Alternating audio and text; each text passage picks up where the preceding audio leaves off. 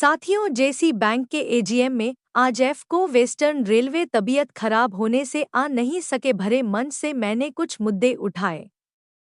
जेसी bank में कर्मचारियों की भर्ती का नोटिफिकेशन निकलना चाहिए जिसमें सभी शेयर होल्डर्स के बच्चे एग्जाम दे सके, ऑनलाइन सीबीटी के माध्यम से एग्जाम हो और फर्जी दस्तावेज जमा कर लोन देने के प्रकरण में जवाबदेह बैंक कर्मचारी के खिलाफ सख्त कार्यवाही की जाए और जेसी बैंक द्वारा दिए गए हर एजुकेशन डॉटर लोन का फोरेंसिक ऑडिट किया जाए जिससे पता चल सके कितना बड़ा छल हुआ है।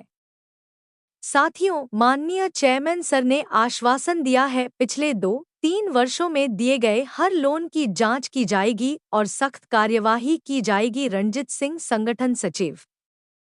जय भवानी, जय शिवाजी, भारत माता की वंदे।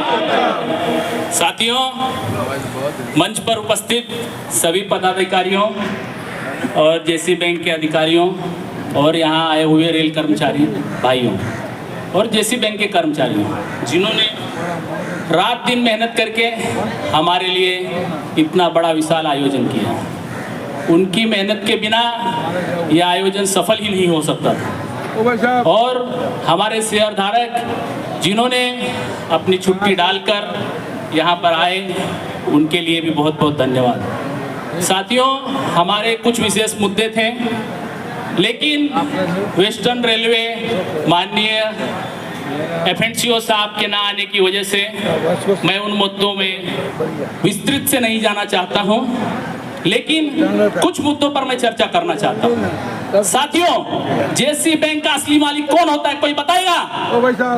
Share holder. शेयर होल्डर के पैसों से ही जेसी बैंक चलती है और शेयर होल्डर ही किसी भी कोऑपरेटिव बैंक का जिसमें उसका शेयर कटता है उसका मालिक होता है। साथियों, मैं जब कॉलेज में पढ़ता था तब मैं हमेशा सोचा करता था मैं मुंबई डिवीजन से आता हूं, जेसी बैंक में किस तरह नौकरी लगेगी, क्योंकि मैं भी अकाउंट विभाग से था, मैं भी सीए के पास काम करता था, तो मैं हमेशा सोचता था जेसी बैंक में मुझे नौकरी करना है, लेकिन मुझे उसका कहीं नोटिफिकेशन नहीं दिखाई देता था कि जेसी बैंक में भर्ती आई और कब गई, तो पता ही नहीं चलता था। आम शेयर होल्डर को क्या मालूम पड़ता है जेसी बैंक में वैकेंसी आई? नहीं मालूम पड़ता है। आखिर ऐसा क्यों, मैं आपसे पूछना चाहता हूँ। आम शेयर होल्डर को क्या उसके पैसों से चलने वाली बैंक में उसके बच्चों को नौकरी करने का अधिकार नहीं है? है ना? तो जब बैठिए बैठिए बैठिए सर, बैठिए बैठिए, होगा आप बैठिए सर, आपका। साथियों, आज रेलवे सीबीटी के माध्यम से भर्तियां कर रही है।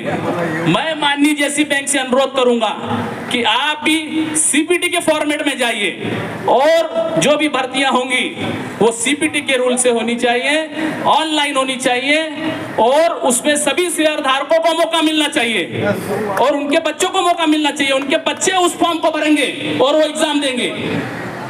साथियों, दूसरा मुद्दा, मुझे मालूम पड़ा कि माननीय एफएनसीओ साहब यहाँ नहीं आ सके क्योंकि उनकी तबीयत थोड़ा खराब हो गई, बुखार आ गया। अब बुखार आ गया, उसके लिए तो कोई कुछ नहीं कर सकता, वो तो है जो भी है, लेकिन मैं हमारे ईश्वर से प्रार्थना करूंगा कि उन्हें जल्द से जल्द शीघ्र स्वास्थ्य लाभ प्रदान करें और हमारी शिकायतें जो हम मुंबई में उनको देंगे वो अब हम उनको मुंबई में देंगे। दूसरा मुद्दा साथियों मेरा था जेसी बैंक मुंबई डिवीजन। जेसी बैंक मुंबई डिवीजन में हमें शिकायत मिली कि उसमें बड़े पैमाने पर भ्रष्टाचार हुआ है, बड़े पैमाने पर भ्रष्टाचार हुआ। और ये भ्रष्टाचार किस तरह से हुआ? फर्जी दस्तावेजों के आधार पर लोन बांटा गया, जिसकी शिकायत हमने बार बार की जेसी बैंक से। क्या बिना किसी बैंक कर्मचारी के इन्वॉल्वमेंट के ये पॉसिबल हो सकता है? मैं आपसे पूछता हूँ, फर्जी दस्तावेज जब कोई सबमिट करता है तो उसको चेक करने का काम किसका होता है? अकाउंटेंट, जो वहाँ पे लोन पास करता है। मेरे नज़र में एक केस आया, एम्प्लॉय सर ध्यान रखिए सर, एम्प्लॉय बॉर्न है 1990 से 2000 के बीच, और उसको डॉटर मैरिज लोन दिया गया। कैसे पॉसिबल है? 30-35 साल का एम्प्लॉय डॉटर मैरिज लोन ले सकता है? शादी भी होगी तो बच्ची 5-6 साल की होगी, कैसे पॉसिबल है? मैं इसलिए माननीय, और ये छोटी मोटी घटना नहीं है, मैं आपको बताता हूं इससे बैंक को लॉस किस तरह होगा। मैं एक अकाउंट का स्टूडेंट होने के नाते मैं आपको समझाता हूं। आम कर्मचारी लोन लिया 5.25% पे, फर्जी लोन डॉटर मैरिज लोन दिया गया 5% पे, तो 0.25% का जो घाटा है वो बैंक को हुआ है। बैंक को हुआ है मतलब हमको हुआ है। आज ये 65 करोड़ का जो प्रॉफिट है, ये हो सकता है 70 करोड़ भी होता कि नहीं होता, आप बताइए। सही बात है। तो मैं किसी पे आरोप नहीं लगाता हूँ, मेरा आरोप लगाने का मेरा कोई अधिकार नहीं है, लेकिन जो हुआ है उसे खुले मन से मैं कह रहा हूँ। माननीय चेयरमैन साहब जो बहुत ही ईमानदार हैं, श्रीनिवासन साहब ये भी बहुत अपने कार्य में ईमानदार हैं, और हर संस्था में कोई भी संस्था ईमानदार लोगों की वजह से ही चलती है। ये बात आप मान रहे कि नहीं मान रहे? लेकिन उसमें कुछ ऐसे लोग होते हैं जो दीमक की तरह होते हैं।